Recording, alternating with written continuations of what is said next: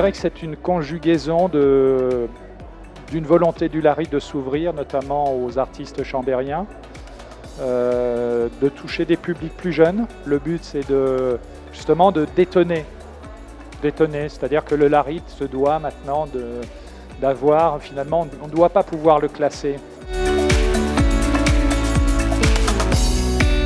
On se connaît depuis 3 ans et on a tous les deux un univers différent artistique, donc Roch Robalia qui est plus dans l'abstrait et moi dans le street art.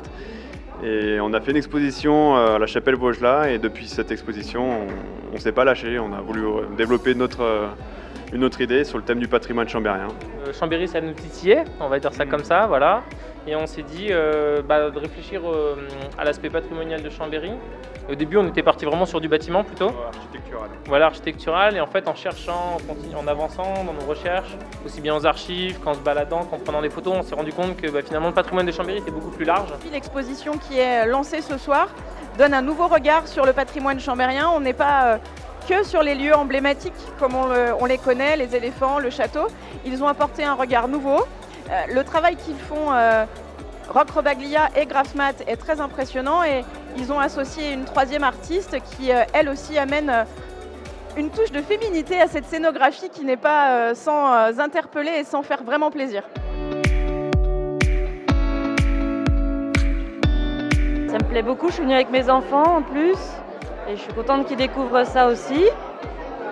C'est vraiment une exposition de qualité, il y a beaucoup de travail derrière.